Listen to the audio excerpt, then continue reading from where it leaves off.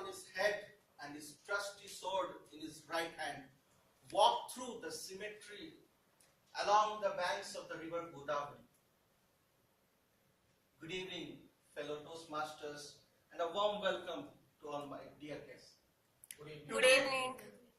I'm going to talk about the folk tales around King Vikramaditya of Ujjain, India.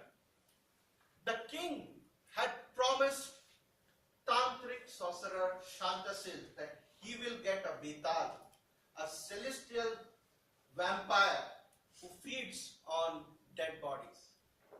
And so, hours and hours of walking through the cemetery, he at last came across the tree where Betal was hanging upside down. His hair as white as snow and eyes growing green, staring at the king. He hauled Betal from the tree, put him on his back, and made his way back towards Shantasil the sorcerer. Ha ha ha ha ha! Betal laughed and said, "Oh brave King Vikram, the journey is long. Let me tell you a story. At the end of the story, I will ask you a question. If you cannot answer the question, I will remain in your captivity.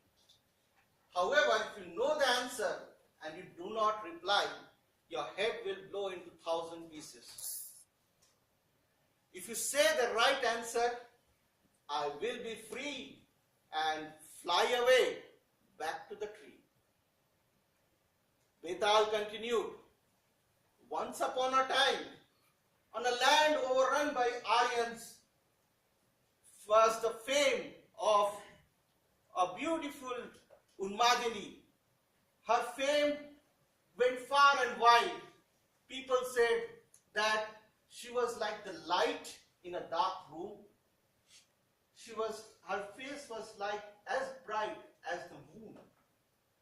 Her eyes as beautiful as the deer, her eyebrows as the bow, and her hair flowing like the river, and her voice as sweet as the song of the kokila bird. And when it came time to choose her husband, suitors from across the kingdoms came forth to ask her hand. Many contests ensued, and of particular interest were two suitors, Gunakar, the soldier, and Deva Sharma, the priest. Finally, Unmadani chose Deva Sharma, the priest. The wedding was grand, and after some days, it was time for Deva Sharma to take the newlywed bride back to his home. And just as they were getting started, the chariot was getting ready.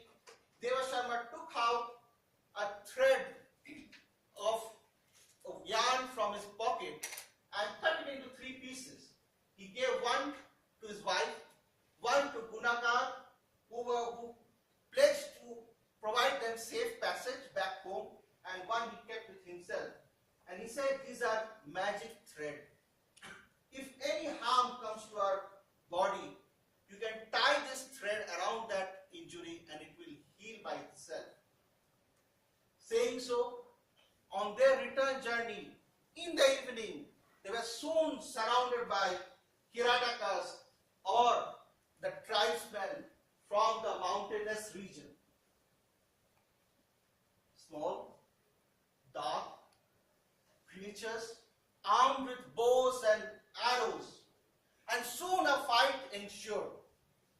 Gunakar and Deva Sharma, they fought bravely, but they were outnumbered, and they were overpowered and soon beheaded. As the shouts and shrieks stopped, Unmadani crept out of the hollow tree where she had sought refuge, and she saw the horror in front of her eyes, both their bodies lying on the ground with their heads a distance away from the bodies. She sat down Suddenly she realized, I have the magic thread. She brought the heads close to the neck, hurriedly put them together and tied the thread around the necks. But it was already very dark. And in her confusion, anger, fear, she mistakenly put the head on the wrong body. And as she chanted the magic spell, both of them came to life, looking at each other, and posed a dilemma to Unmadini. Who is her husband? O great King Vikram, can you solve this? Who is the husband of Unmadini? King Vikram peevishly looked at Betal, and after a thought he replied, according to the Shastras, Mother Ganga is the queen of all rivers. Mount Sumeru is the monarch of the mountains. The tree Kalpavriksha is the king of the trees, and the head of a human being is the noblest of all the limbs.